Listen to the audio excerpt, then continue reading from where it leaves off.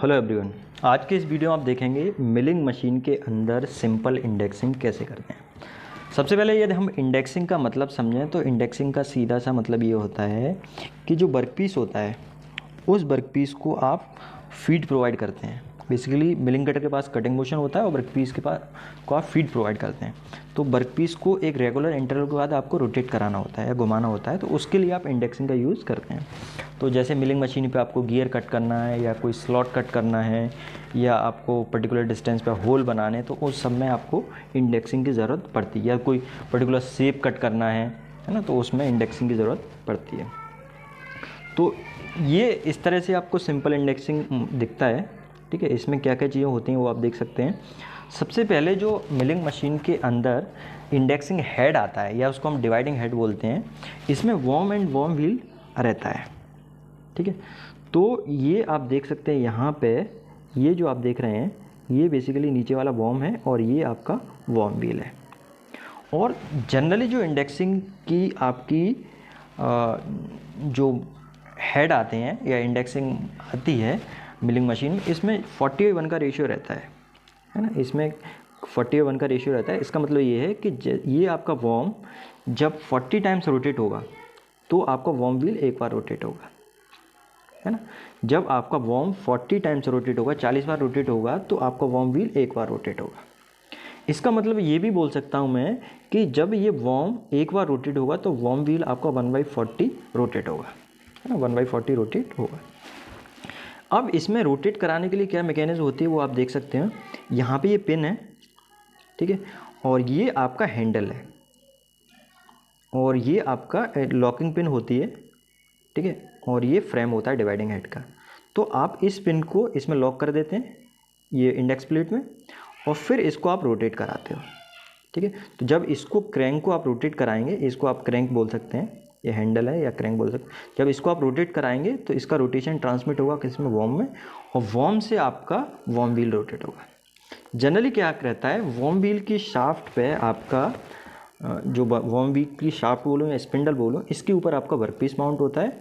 तो जैसे ही आपने ये क्रैंक रोटेट कराया है, ये यहाँ पे हैंडल बोलो या क्रैंक रोटेट कराया है, तो क्रैंक से आपका वॉर्म रोटेट होगा, वॉर्म से आपका वॉर्म व्हील रोटेट होगा और वॉर्म व्हील के रोटेशन से आपका वॉर्म व्हील की शाफ्ट का क्या है, वर्कपीस माउंटेड है, तो वर्कपीस रोटेट होता है। ठीक है, ये चीज़ आपको समझ में आया। तो अब यहाँ पे लिखा हुआ देख सकते हैं, in case different index plate with the varying number of holes are used. और जो इंडेक्स प्लेट होती है इसमें अलग अलग साइज़ के होल्स आते हैं, है ना। 20 होल हैं, 25 होल हैं, 30 होल हैं, इस तरह से रहता है, वो मैं बताऊँगा आगे आपको। ठीक है, तो होल्स रहते हैं और उन होल्स से आप यहाँ पे इंडेक्स करते हैं इसको, है ना, कितना rotate. The index is fix in position by A pin called lock pin. अब ये जो इंडेक्स प्लेट है इसको एक पोजीशन फिक्स करके रखा जाता है, इसको इंडेक्स पिन या लॉक पिन बोलते हैं। The spindle is then rotated by rotating the handle. इसको फिर रोटेट किया जाता है which is key to the worm shaft. ठीक है, यहाँ पे ये वॉर्म की शाफ्ट है, इसको आपने रोटेट कराया तो इसका आपका वॉर्म व्हील रोटेट होता है। इस तरह से ये पूरा मैकेनिज्म आपको समझ में आ गया होगा किस तरह से पावर का मोशन का ट्रांसमिशन हो रहा है। अब एक छोटे से एग्जांपल से समझते हैं। जैसे फॉर एग्जांपल ये तो आपको समझ में आ गया कि 40/n, ठीक है, यहाँ पे ये टी का मतलब है नंबर ऑफ टर्न्स, ठीक है, जिससे आपका इंडेक्स क्रैंक रोटेट होना चाहिए, जिससे आप जॉब पेरिफेरी है ना, जॉब पे आप उतने डिवीजन ऑब्टेन कर सको। ठीक है, तो इसके लिए आप क्या करते हैं, 40/n का रेशियो रहता है। जैसे फॉर एग्जांपल यहाँ इसको समझते हैं, मान लो वर्क पीस पे मुझे 10 इक्वल डिवीजन करने हैं। ठीक है, तो 10 इक्वल डिवीजन करने के लिए आपको क्या करना पड़ेगा, 40 बाई यहाँ पे कितना आ जाएगा, 10 आ जाएगा, मतलब 4। ठीक है, 4 का मतलब ये हुआ कि आपका जो क्रैंक है ना, उस क्रैंक को आपको 4 बार रोटेट कराना पड़ेगा। मतलब एक बार में 4 बार रोटेट कराया, मशीनिंग हुई, फिर एक बार में 4 बार रोटेट कराया, मशीनिंग हुई, तो इस तरह से हो गया। मतलब आपको यदि वर्कपीस को 10 इक्वल पार्ट में डिवाइड करना है तो क्रैंक को 4 बार रोटेट कराना पड़ेगा, क्योंकि यदि क्रैंक को 4 बार रोटेट कराएंगे तो उससे आपको 1/10 आ जाएगा। ठीक है, अब जैसे फॉर एग्जांपल आपको 24 टीथ कट करने हैं, ठीक है, 24 टीथ कट करने हैं गियर ब्लैंक के ऊपर, तो आपको क्या करना पड़ेगा, ये 40 को डिवाइड कर दिया किससे, 24 से। ठीक है, तो 40 को 24 से डिवाइड किया तो ये आ गया 1:2/3।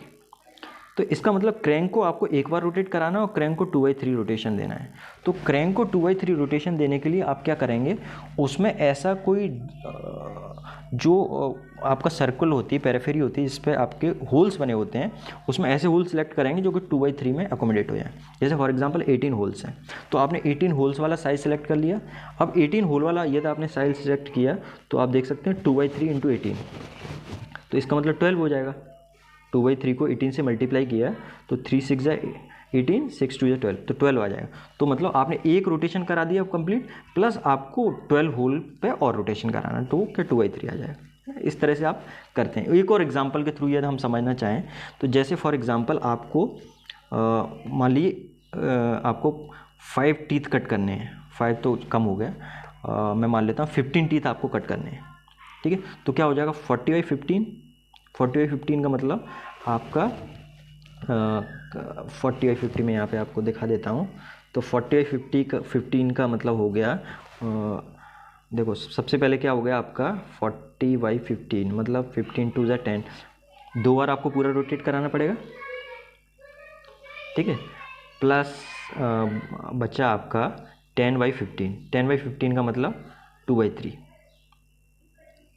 ठीक है, 10/50 का मतलब 2/3, तो 2/3 मतलब दो बार आपको क्रैंक पूरा रोटेट कराना पड़ेगा, और 2/3 आपको जो प्लेट है 2/3 कैसे रोटेट करेंगे, 2/3 रोटेट कराने के लिए आपको ये यूज़ करना पड़ेगा, ये क्रैंक पिन है ना। तो इसमें आप ऐसा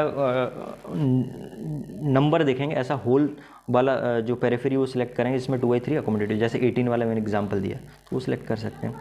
तो जैसे इसमें क्या कर रहे थे आप, एक बार आप क्रैंक रोटेट करा रहे थे प्लस 12 होल्स ले रहे थे। ऐसे ही 15 टीथ के केस में क्या करना पड़ेगा, आपको 2 बार पूरा क्रैंक रोटेट कराना पड़ेगा। ठीक है, और 12 होल्स लेने पड़ेंगे।